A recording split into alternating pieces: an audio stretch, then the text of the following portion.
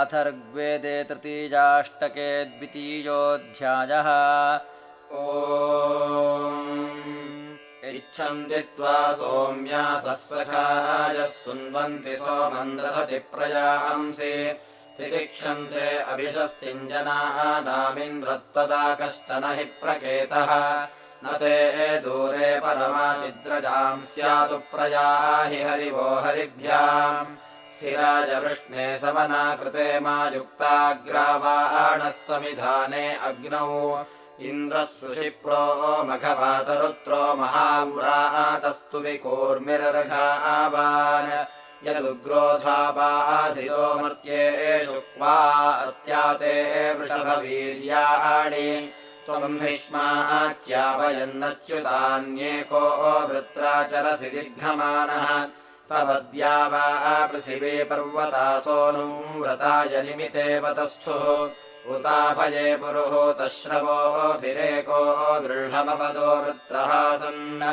इमे चिदिन्द्ररोदसी अपारे यत्सङ्गृह्णामघवन् काशिरित्ते प्रसूत इन्द्रप्रवता हरिभ्याम् व्रते वज्रः प्रमृणन्मे हेतु शत्रून् जहि प्रतीचो अनूजः पराचो विश्वम् सत्यम् कृणु हि विष्टमस्तु यस्मै धायुरदधामर्त्याया भक्तम् चिद्भजते गेह्या अंसः भद्रात इन्दसुमतिर्घृताची सहस्रदाना पुरुहूतरातिः सहदानुम् पुरुहूतक्षयन्तमहस्तमिन्द्रसम्पिणः कुणारुम् अभिवृत्रम् वर्धमानम् पियारुमपादमिन्द्रतपसा जघन्थ निसामनामि शिरामिन्द्रभूमिम् महीमपाराम् सदने ससत्थ अस्तभ्नाद्याम् वृषभो अन्तरिक्षमर्षन्त्वापस्मदेह प्रसूताः अलातृणो बल इन्द्रव्रजोगोः पुराहन्तोर्भजमानो व्याहार सुगान्पथो अकृणोन्निरजेगाः प्रावन्वाणीः पुरुहूतम् धमन्तेः एको द्वे वसुमती समीची इन्द्र आपप्रौ पृथिवीमुतद्याम् उतान्तरिक्षादभिनः समेक इशो रथेः सयुजः शूरवाजान् दिशः सूर्यो नमिनाति प्रतिष्ठा दिवे दिवे हर्यश्वप्रसूताः संयदा नळध्वन आदिदश्वैर्विमोचनम् कृणुते तत्त्वस्य दिदृक्षन्त उषसो यामन्नक्तोर्विवस्वत्यामहि चित्रमनीकम् विश्वे जानन्ति महिना यदा गादिन्द्रस्य कर्म सुकृता पुरोणे महि ज्योतिर्निहितम् वक्षणाः स्वामापक्वम् चरति बिभ्रति गौः विश्वम् स्वात्मसंहृतमुश्रियायान्यत्सेमिन्द्रो अदधाद्भोजनाय इन्द्रदर्ह्ययामकोशा अभूवन् यज्ञाय शिक्षकृणते सखिभ्यः दुर्मायवो दुरेवामर्त्यासो निषङ्गिनो रिपवो हन्तासः सङ्घोषशृण्वेवमैरमित्रैर्जहीन्येष्वशनिम् तपिष्ठा वृश्चेमधस्ताद्विरुजा सहस्वतिः रक्षो मघवन् रन्धयस्व उद्वृह रक्षः सह मूलमिन्द्रवृष्टा मध्यम् प्रत्यग्रम् शृणीः आकेपतः स नलोकम् चकर्थ ब्रह्मद्विषेतपुषिम्भेतिमस्य स्वस्तये वाजिभिश्च प्रणेतः संयन्महीरिष आसत्सि पूर्वीः राजो वन्तारो बृहदस्यामास्मे अस्तु भग इन्द्रप्रजावान् आनो भरभगमिन्द्रद्युमन्तम् नितेदेष्णस्य धीमहि प्ररेके ऊर्व इव प्रथे कामो अस्मे तमाप्रणवसुपते वसूनाम् इमम् कामम् मन्दयागोभिरश्वैश्चन्द्रवता राधसा पप्रथश्च स्वर्यवो मतिभिस्तुभ्यम् विप्रा इन्द्रायवाहः कुशिकासो अक्रन् आनो गोत्रादर्दृहि गोपतेगाः समस्मभ्यम् सनयो यन्तु वाजाः दिवक्षा असि वृषभ सत्यशुष्मोऽस्मभ्यम् सुमघवन् बोधिगोदाः शुनम् हुवेम मघवानमिन्द्रमस्मिन् भरे नृतमम् वाजसातौ शृण्वन्तमुग्रमूतये समत्सुघ्नन्तम् वृत्राणि सञ्जितम् धनानाम् शासद्बन्धिर्दुहितुर्नप्त्यङ्गाद्विद्वाङ्घृतस्य दीधितिम् सपर्यन् पिता यत्र दुहितुः सेकमृञ्जन् संशज्ञेन मनसा दधन्वे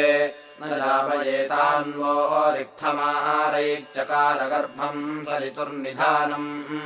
यदि मातरो जनयन्तवह्निमन्यः कर्ता सुकृतोरन्यरुन्धन् अग्निर्जज्ञे जुह्वा आरेजमानो महस्पुत्राङ्गरुषस्य प्रयक्षे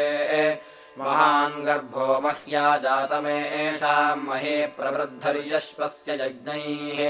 अभिजैत्रेरसचन्तस्पृधानम् महि ज्योतिस्तमसो निरजानन् तञ्जानतीः प्रत्युदायन्नुषासः पतिर्गवामभवदेक इन्द्राः वीणौ सतीरभिधीरा अदृन्दन् प्राचाहिन्वन्मनसा सप्तविप्राः विश्वामविन्दन् पथ्यामृतस्य प्रजानन् नित्तानमसा विवेश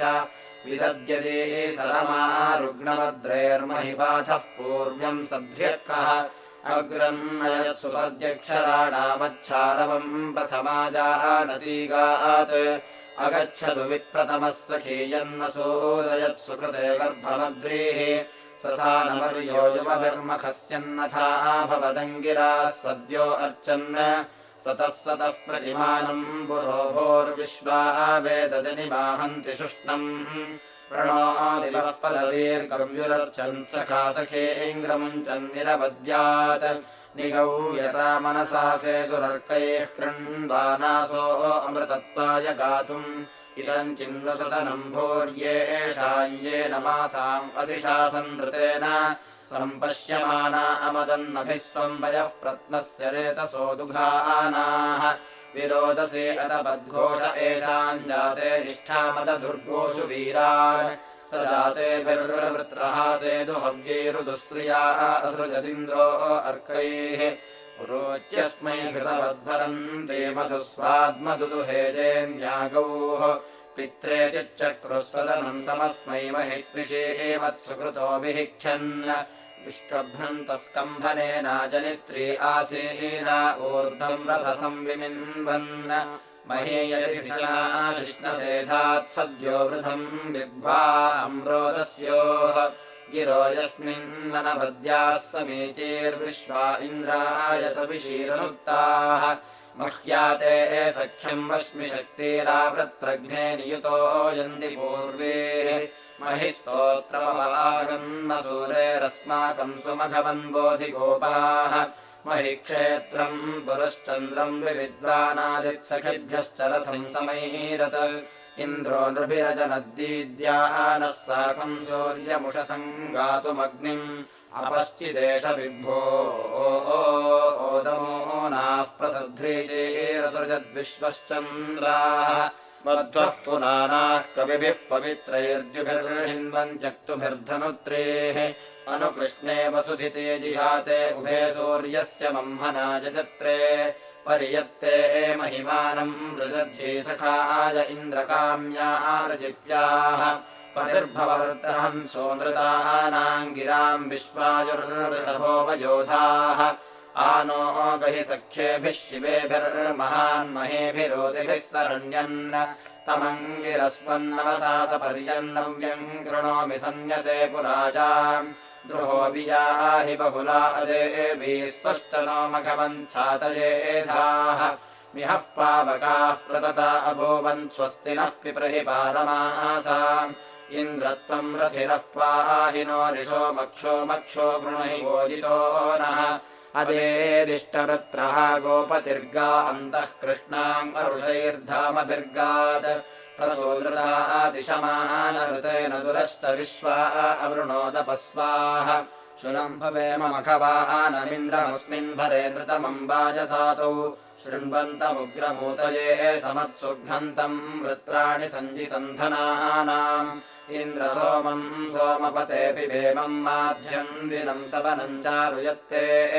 प्रपृथ्या शिप्रे मघवन्द्रुजेशिन् विमुच्या हरे इहमादयस्व गवाशिलम् मन्थिनमिन्द्रशुक्रम् विभा सोमम् रलिमाते मदाय ब्रह्मकृता मारुतेन गणेन सजोषा रुद्रैस्त्रिपदा वृषस्व ये ते शुष्मय्येत विषेमवर्धन्नर्चन्द इन्द्रमरुतस्त ओजाः माध्यम् दिने सवने वज्रहस्तपिबा रुद्रेभिः सगणः सुशिप्र त इन्वस्य मधुमद्भिप्र इन्द्रस्य शर्धो मरुतो य आसन् येभिर्वृत्रस्येषितो विवेदाः मर्मणो मन्यमानस्य मर्म मनुष्वदिन्द्रसवनञ्जुषाणः पिबासो शश्वते वीर्याय स आववृत्स्वहर्यश्वयज्ञैः सरण्युभिरपो अर्णासि सर्षि त्वमपो यद्धवृत्रम् जघन्वाम् कत्याम् इव प्रासृजः सर्तवाजौ शयानमिन्द्रचरतावधेन वव्रिवाम् सम्परिदेवीरदेवम् यजाम इन्नमसा वृद्धमिन्द्रम् बृहन्त विश्वमजरयुवानम् यस्य प्रिये ममतुर्यज्ञियस्य नरोदसी महिमानम् ममाते इन्द्रस्य कर्म सुकृता पुरोणिमूरतानि देवानमिनन्ति विश्वे दाधारयः पृथिवीन्द्यामुते माञ्जजान सूर्यमुषसम् सुसंसाः अद्रोघसत्यन्तपतन्महित्वम् सद्यो यज्जातो अपि वोह सोमम् नद्याव इन्द्रतवसस्त ओजो नाहानमासाः शरदो वरन्त त्वम् सद्यो अपि वो जात इन्द्रमदाय सोमम् परमेव्यो मन् यद्धद्या वा पृथिवी आविवेशीरथा भवः पूर्व्यः कारुधायाः अहन्नहिम् परिशयानमर्ण ओजायमानन्तु विजातव्यान् न ते महित्वमनुबोधद्योर्यदन्ययाः स्फिग्या आक्षामवस्थाः यज्ञो हित इन्द्रवर्धनो बोधुतप्रियः सुतसोमो वियेधाः यज्ञेन यज्ञमवयज्ञियः सन् यज्ञस्ते वज्रमहि हत्य आवत् यज्ञेनेन्द्रमवसा चक्रे अर्वागैनम् सुम्नायनम् व्यसेव वृत्याम् यस्तोमेभिर्वा वृथे पूर्व्येभिर्यो मध्यमेभिरुतनूतनेभिः विवेशयन्माधिषणाजजानस्तवैः पुरापार्यादिन्द्रवह्नाः अह्मसो यत्र पीपरद्यथा नो नावेवयान्तमुभये हवन्ते आपूर्णो अस्य कलशस्वाहा सेक्ते एव कोशम् सिसिचेऽपि बध्ये समुप्रिया आववृत्रन्नदाय प्रदक्षिणिदभिसोमास इन्द्रम् नत्वा आगभीरः पुरुहूतसिन्धुर्नाद्रजः परिषन्तो वरन्त इत्था सखिभ्य विशिचो यदिन्द्रा दृढम् चितरुजो गव्यमूर्वम् शुनम् भुवेम मघवानमिन्द्रमस्मिन् भरे नृतमम् वाजसातौ शृण्वन्तमुग्रमूतये समत्सुघ्नन्तम् वृत्राणि सञ्जितम् धनानाम् प्रपर्वतानामुशते उपस्थादश्वे इव विशिते हासमाने गावे एव शुभ्रे मातरा आरिहाणे विपाक्षुतुद्रीपयसा जवेते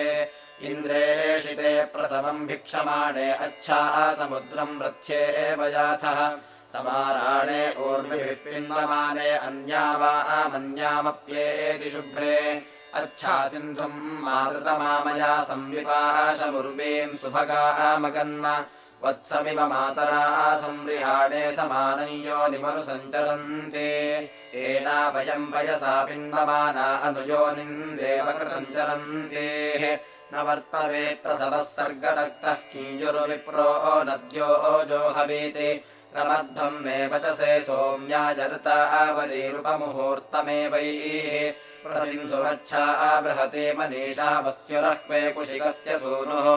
इन्द्रो अस्माङ्गरद्वज्रबाहुरपाहम् वृत्रम् परिधिम् नदीनाम् देवो न यत्सविता सुपाणिस्तस्य वयम् प्रसवेयामपूर्वीः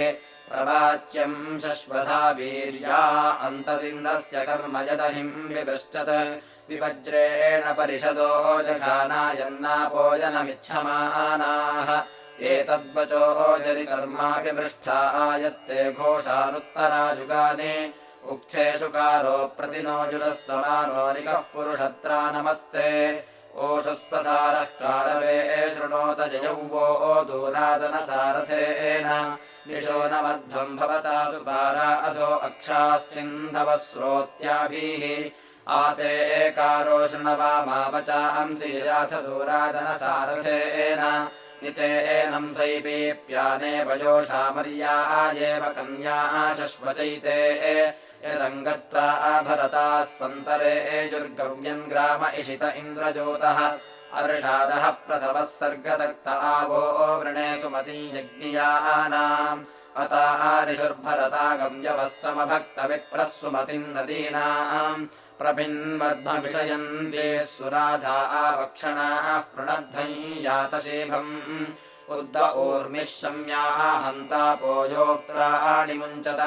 मादुष्कृतौ येन साघ्न्यौ शूनमारताम् इन्द्रः पूर्भिदातिरर्दासमर्कैर्विदद्वसुर्दयमानो विशत्रून् ब्रह्मज्योतस्तन्वाः वावृधानो भूरिदात्र आपृणद्रोदसी उभे मखस्य तेतभिषस्य प्रज्योतिमियर्मिवाचममृताजभूषन् इन्द्रक्षितेनामसि मानुषीणाम् विशान् दैवीनामुत पूर्वयावाः इन्द्रो वृत्रमवृणोच्छर्धनीति विप्रमायिनाममिनादर्पणीतिः अहन्व्यम् समुषधग्वनेष्वाविर्धेना अकृणोद्राम्याणाम् इन्द्रस्वर्षा जनयन्नहानि जिगायोषिग्भिः प्रतना अभिष्टिः प्रारोचयन्मनवे केतुमह्नामविन्दज्योतिर्बृहतेरणाय इन्द्रस्तुजो बर्हणा आविवेश नृपद्दधा नो नर्या पुरोणे अचेतयद्धिय इमाचरित्रे प्रेमम् वर्णमतिरच्छुक्रमासाम् महो महानि पनयन्त्यस्येन्द्रस्य कर्म सुकृता पुरोणे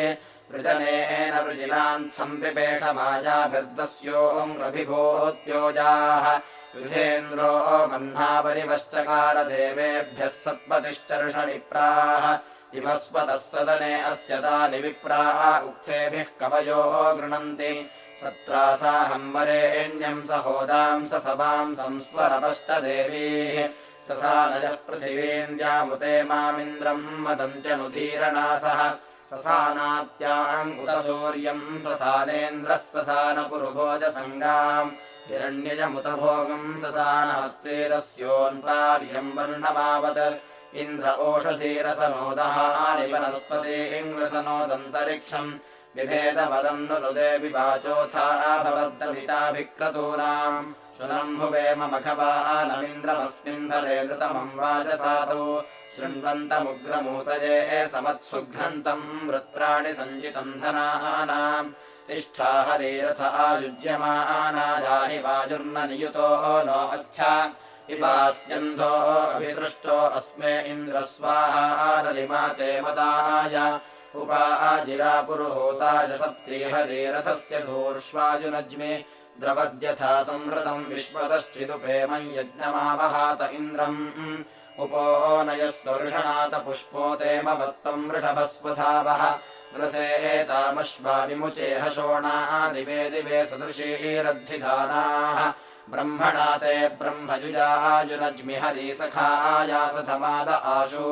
स्थिरम् रथम् सुखमिन्द्राधितिष्ठन् प्रजानन् विद्वान् उपयाहि सोमम् माते हरे वृषणा वीतपृष्ठा निरीरमन्यजमानासो अन्ये अत्यायाहि शश्वतो वयन्तेरम् सुतेभिः कृणवाम सोमैः तवायम् सोमस्तमे ह्यर्वाम् शश्वत्तमम् सुमनाः अस्य पाहि अस्मिन् यज्ञे बर्हिष्यानि सद्यादधिष्वेमम् जठर इन्दुमिन्द्र स्तीर्णन्ते बर्हिः सुत इन्द्र सोमः कृताधारार्तवेते हरिभ्याम् ततोऽकसे पुरुषाकाय वृष्णे मरुत्वते तुभ्यम् राता हवींषि इमन्नरः पर्वतास्तुभ्यमापः समिन्द्रगोभिर्मधुमन्तमक्रन् तस्यागत्या सुमना ऋष्वपाहि प्रजानन् विद्वान् पथ्या अनुस्वाह याम् आभयो मरुत इन्द्रसो मेये त्वामवर्धन्न भवन् गणस्ते तेभिरेतम् सजोषा वावशानो ओग्नेः पिब जिह्वया सोममिन्द्र इन्द्रपिबस्वधया चित्सुतस्याग्नेर्वा पाहि जिह्वया यजत्र अध्वर्योर्वा प्रयतम् शक्रहस्ताद्धोतुर्वा यज्ञम् हविषो जुषस्र शुनम्भुवेम मखवानमिन्द्रमस्मिन् भरे कृतमम् वाजसातौ शृण्वन्तमुग्रमूतये समत्सुघ्नन्तम् वृत्राणि सञ्जितम् धनानाम् इमामूषु प्रभृतिम् सातयेथा शश्वच्छश्वतोतिभिर्यातमानः सुते सुते वा वृथे वर्धनेभिर्यः कर्मभिर्महद्भिः सुश्रुतोऽभूत् इन्द्राय सोमाः प्रतिगोपिदानारुभुर्येभिर्वृषपर्वा विहायाः प्रजम्यमानान् प्रतिशो गृभायेन्द्रपि वृषधोदस्य वृष्णाः पिबा वर्धस्वतमघा सुतास इन्द्रसोमासः प्रथमा उते मे यथा पिबः पूर्व्याम् इन्द्रसोमाम् एवापाहि पन्यो अद्यानवीयान् महान् अमत्रो वृजने विरप्स्यो उग्रम् शवः पत्यते धृष्णोजाः नाह विव्या च पृथिवी च नैनं यत्सोमासो हर्यश्वममन्दन् महान् उग्रो वावृधे वीर्याय समाचक्रे वृषभः काव्येन इन्द्रो भगो वाजदा अस्य गावः प्रजायन्ते दक्षिणा अस्य पूर्वीः प्रयत्सिन्धवः प्रसवं यथा यन्नापः समुद्रम् रथ्येव जग्मुः अतश्चिदिन्द्रः सरसो वरीयाम् यदीम् सोमः पृणति दुग्धो अंशुः समुद्रेण सिन्धवो यादमाना इन्द्राय सोमम् सुषुतम् भरन्तः अंशुम् दुहन्ति हस्तिनो भरित्रैर्मध्वः पुनन्ति धारया पवित्रैः प्रदा इव कुक्षयः सोमधानाः समीमिम्या च समना पुरोणि अन्ना यदिन्द्रः प्रथमा व्यासवृत्रम् जघन्वाम् अवृणीत सोमम् आतो भरमाखिले तत्परिष्ठाद्विद्माहित्वा वसुपतिम् वसूनाम् इन्द्रयत्ते माहिनन्दत्रमस्त्यस्मभ्यम् तद्धर्यश्व प्रयन्धि अस्मे प्रयन्धि मघवन्द्रजेषिन्निन्द्ररायो विश्ववारस्य भूरेः अस्मे शतम् शरदो जीवसेधा अस्मे वीराञ्छश्वत इन्द्रशिप्रिन् शुनम् भुवेम मघवानमिन्द्रमस्मिन् भरे नृतमम् वाजसातो शृण्वन्तमुग्रमूतये समत्सुघ्नन्तम् वृत्राणि सञ्जितम् धनानाम् वार्त्रहत्याय शवसे वृतनाशाह्याय च इन्द्रत्वा वर्तयामसि अर्वाचीनम् सुते मन उत चक्षुः शतक्रतो इन्द्र कृण्वन्तु वाखताः नामानि ते शतक्रतो विश्वाभिर्गीर्भिरीमहे इन्द्राभिमाजिषाह्ये पुरुष्टुतस्य धामभिष्यतेन महयामसि इन्द्रस्य चर्षणे धृताः इन्द्रम् वृत्राय हन्तवे पुरुहूतमुपब्रुवे भरेषु वाजसातये वाजेषु सा सहिर्भवत्वामीमहे शतक्रतो इन्द्रवृत्राय हन्तवे जुम्नेषु मृतनाज्ये वृत्सुतोर्षुश्रवस्सु च इन्द्रसाक्ष्वाभिमातिषु शुष्मिन्तमन्न ऊतये द्युम्निनम् पाहि जागृतिम् इन्द्रसोमम् शतक्रतो इन्द्रियाणि शतक्रतो याते जनेषु पञ्चसो इन्द्रतानि त आवृणे अगन्निन्द्रश्रवो बृहद्युम्नम् दधिष्वदुष्टरम् उत्ते शुष्मन्ति रामसि अर्वावतो न आगह्यथो शक्रपरावताः उलोको यस्ते अद्रिव इन्द्रे हतत आगहि अभितष्टे पदीधयामनीषामत्यो न वाजे सुधुरोदिहानः अभिप्रियाणि मर्मृषपराणि कवीङ्गृच्छापि सन्दृशे सुमेधाः इनोदपृच्छजनिमा कवीनाम् मनोधृतः सुकृतस्तक्षतद्याम् इमा उते प्रण्यो वर्धमाना वाता अधनुधर्मणिग्मन् निशीमिदत्र गुह्या दधाना उत क्षत्राय रोदसे समञ्जन्